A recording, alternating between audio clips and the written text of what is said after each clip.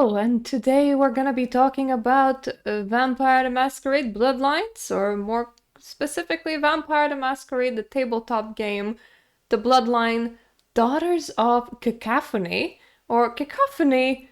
I am bad at pronouncing words.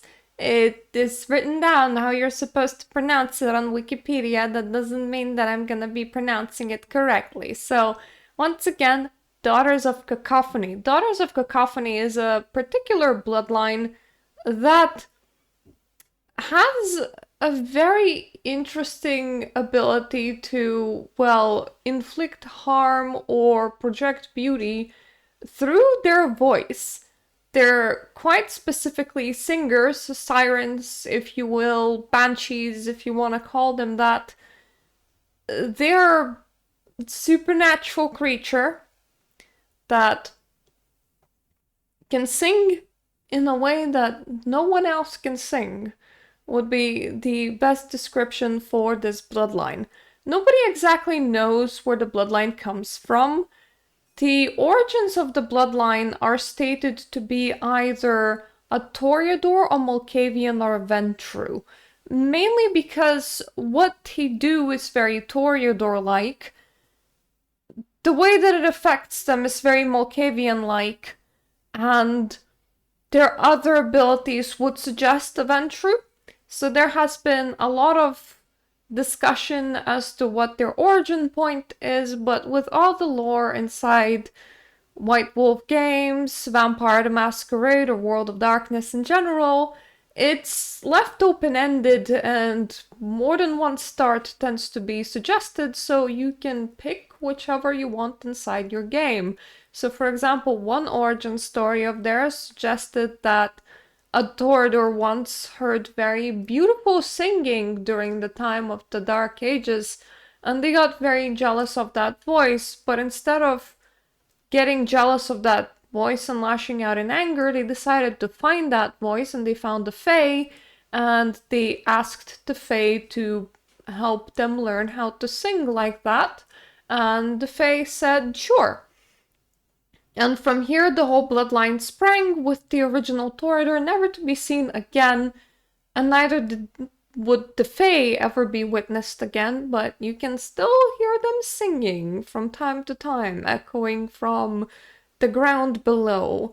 Another suggestion as a starting point would be a singular Malkavian with a band of teenagers slash children. A fifth generation Malkavian ended up befriending two girl twins at the ages of 14 and one boy that was their brother at the ages of 12 that could sing like nobody else could. This Malkavian's nickname was Maestro, so he was obviously super into music, and he has decided that he wanted to preserve these children, not really adults, for forever, and their beautiful voices the way as they were, but he didn't quite want to pass down his curse to them, so he got a friendly Toreador to give some of their blood, and he mixed those Toreador's blood with his blood, and he turned the children into vampires with that blood. Now, this origin story also suggests that when a new Daughter of Cacophony, or unofficially slash officially, there's also, I think, Brothers of Discord, they called the male version of it.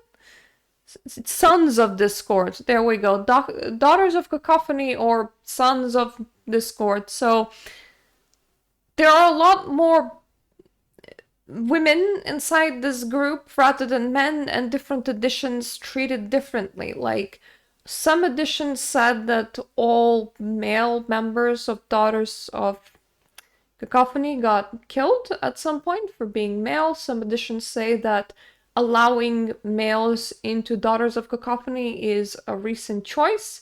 Some editions say that they're distrusted and bloodbound to the female members of the bloodline. Some editions say that there are a lot less men than women just because men don't have the right voice for the ability. So finding the man that does have the right voice for the ability is quite difficult. And therefore, less of them get made into a vampire. But either way, there's a semi-official recognition that Sons of Discord do sort of exist, maybe, kinda, but like not for realsies, but sort of also yes. So, in this explanation of the origin of the bloodline, when there is a potential son of discord or daughter of cacophony, they get brought to sing in front of the original 3 vampires and the Malkavian maestro, and if they perform really well, then the whole bloodline gets summoned to that one particular spot, and there's music and there's incense, and they turn that person into a vampire in a very... the book kind of describes it as like a warm and welcoming way. So like everybody's there and they're effectively throwing you a party. Like this is like a huge celebration or something like that. So that interpretation of where they could have spawned from is kind of, I would say, cute and sweet, outside of the fact that you have to think about the fact that there is a Malkavian that turned 2 girls into forever 14-year-olds and 1 boy into a forever 12-year-old. In general, the newer Vampire the Masquerade editions don't want to really deal with immortal children all that much because it becomes kind of a touchy subject. Like, the same as touchy subject it is when it comes to, killing children inside video games. A lot of video games either make their places devoid of children entirely or make them entirely unable to take damage. So it's like one or the other. The same way, Vampire the Masquerade older lore features a lot of immortal children, and newer editions want to distance themselves from that by going, yeah, but maybe not, maybe didn't happen, maybe they died off screen. Let's not bring them up and let's not have them playable on PCs. Another version of where Daughters of Cacophony came from suggests that the Sabbats' Black Hand or true Black Hand concocted them as a way to infiltrate the Camarilla, mainly because they would pass for Toreadors or they would pass for something that Toreadors couldn't resist, and their singing voice was a weapon. However, the thing that they made, the bloodline that they ended up creating, wasn't quite what they expected, and they just swore to secrecy and let it live instead of killing it outright. And Daughters of Cacophony have been born. And then there is the last version of how Daughters of Cacophony could have come into being. And this last version of how they came into being was that a Malkavian named Dr. Rainer Stochka was trying to experiment to determine if kindred clan traits and weaknesses and affinities for certain disciplines were more psychological in nature or whether they were entirely physical and transmitted to blood. One of the people that they were experimenting on was a Toreador woman who found that the only way to lessen her own pain of experimentation was to share it with others through singing. And that's how the first daughter of Cacophony has been born. But it's very much not determined which one is the correct start, so you can use whichever start you want inside your own personal game if you're gonna take Daughters of Cacophony / Sons of Discord into them. Now, when it comes to what kind of culture of Daughters of Cacophony have, what is it that they seek in the world, they don't really like politics all that much. They're not really involved with Anarchs, Camarilla, or Sabbat. There is so few of them that they will just kind of go with whatever's in the region.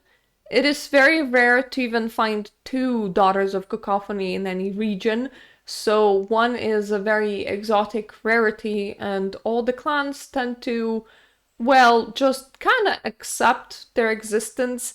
They're very sought after singers, they're very sought after performers. So if you happen to be lucky enough to have one in your region, you would probably want to buy a concert or otherwise get them to sing for you in some way, shape, or form. Therefore, you're not really concerned with, annihilating them or warring with them or anything similar. It is very unclear what they want outside of that. What it is clear is that they share a bit of a strong connection between one another, because when meetings are cold, they're cold almost wordlessly. And their special ability does allow for communication across long distances as well as freezing voice, so that probably makes sense. When Daughters of Cacophony get for an impromptu meeting, even if somebody requests them to sing on the spot, they will sing the same song despite never rehearsing it before or never conceivably agreeing to sing it. It's just sort of a thing that they can do. It's kind of like they have some sort of underlying link that's happening between the whole group of the whole bloodline, which is kind of suggests that perhaps Malkavian is their starting point, considering that Malkavians have the whole madness network. They are also tortured by non-stop music playing in their head that they can hear internally. Effectively, every daughter of Cacophony suffers from never-ending auditory hallucination of a beautiful musical track, and at best it is distracting from whatever they're currently doing, and at worst they can completely lose themselves to this track and not really quite comprehend their environment around them and turn quite violent. The whole never-ending auditory hallucination would once again suggest maybe a Malkavian start would make the most sense for this bloodline. But also, if you look at the kind of abilities that they have Melpominee, which is their specific singing discipline. But they also have Fortitude, which is make skin tough, and they have Presence, which is a look at me ability. And these Fortitude and Presence run more among Ventru than they do among, well, Malkavians. Their personal Melpominee, the unique singing ability, honestly sounds quite strong. At level 1, you have the missing voice. Throw your voice anywhere within sight, so you don't need to scream across the field. You can teleport your voice to be heard at the other end of the field. At level 2, they have Phantom Speaker. Throw your voice to someone you know wherever they are, so you can communicate through great distances without the need of a phone. At level 3, they have Toreador's Bane, which is mesmerize others with a song. It works the same as the Toreador weakness, where Toreadors can't take their eyes off a specific, very fascinating, encapsulating thing. You can't take your ears off the singing, and this is why they're sought after as great performers and great singers. Alternatively, you can instead take Madrigal, which is projecting an emotion into your audience with a song. So you can make them feel sadness or make them feel happiness with just your voice alone. At level 4, you have Art's Traumatic Essence or Siren's Beckoning, one or the other name, they're practically the same thing. Just drive someone mad with your song, which once again suggests that they probably got started by a Malkavian. And at level 5, which is the end of standard powers, from here you need to be quite low generation to use other powers, it's Death of the Drum, harm people with a high frequency crime, or Mosh Pit, inspire a target to frenzy with your song, or Primal Scream, inspire a target to rot-shrek with your song, which is effectively uncontrolled fleeing for vampires. They normally only feel that if they're threatened by fire or sunlight. Or you can take Virtuosa, which is use phantom speak on many people at once. So you can speak at a distance to a large amount of people. So it doesn't matter, there's 1,000 people, 2,000 people, you can project whatever you want to do with your voice into the minds of all of them. And considering that you're trained in magical singing, yeah, you see how the combination would be quite something. Let's see, what else? Oh, right, the kind of people that they select to become a Daughter of Cacophony or a Son of Discord. To no one's surprise, they only select people that aspire for a musical career. Even if they're a guitar player or a piano player or whatever, and they're not a singer before becoming a vampire, they will become a singer after they become a vampire, because the discipline requires, well, quite specifically, the use of your voice. And when a new Daughter of Cacophony or Son of Discord is born, their sire, the person that made them, will stay together with them for years, training them in different singing styles.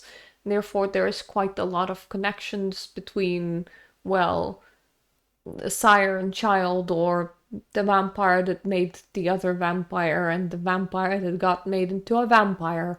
You know, they build attachments. They don't just abandon each other. And once again, this is a very, very, very small bloodline, and they can communicate through the distance, and they do gather together, especially to experiment with different styles of music and to discuss what is new in the musical world. Also, when they are selecting an aspiring singer, they don't necessarily care what genre you're singing in. If you're a new metal singer, that's as good as a jazz singer, that's as good as an opera singer. Any style goes. Old styles are great, new styles are great, new innovations in music are even greater. For music is the driving force for Daughter of Cacophony or Son of Discord. They are very much focused on the whole performing element, but once again, you do need to be quite special to catch the eye of Daughter of Cacophony or Son of Discord, as unlike Toreadors that get fascinated with new artists all the time, this is a bloodline that's very specifically very rare to find, very small, and if there's one of them in your region, you're probably really clamoring for performance and for demonstration of what they do, especially if you're running like a club or something along those lines. Unlike the previous video where I was discussing Angelus Atter, I would say the Daughter of Cacophony or Son of Discord would be very much a playable addition to practically any party. You do kind of play the role of a bard, almost, considering that what you do, what's unique to you, has to do with your voice. But at the same time, because they don't care if the world around them is Anarch or Camarilla or Sabbat, they don't care for politics. This means that you can very easily paint one into any game, and because they are so rare, the player playing them will probably be like the shining jewel, the rarity, and they would probably get to use their charisma quite a lot and get their coterie extra monetary income or access to VIP places just through the promise of demonstrating their talent by singing and performing, which in my opinion makes for a fun way to play Vampire the Masquerade. It probably wouldn't fit like every campaign that's ever run, because some campaigns people want very specific things, but in my opinion, this is a bloodline that's very playable and that would be fairly easy to write into your game if you want to use them. So on that note, ever used a Daughter of Cacophony or a Son of Discord? Would you like to play one? What would be your character ideas when it comes to that? And one thing that I forgot to mention, see that like giant kissy lips? That is the icon for their bloodline. Their bloodline icon is literally giant kissy lips, which is just kind of, I don't know, sweet, cute, nice, kind of simple, interesting. Anyway, I am now blabbering for the sake of blabbering, so I'm gonna stop right here. So thank you so much for watching this video. Thank you so much for my Patreon supporters, and I hope I'm gonna see you in my other videos. Toodaloo.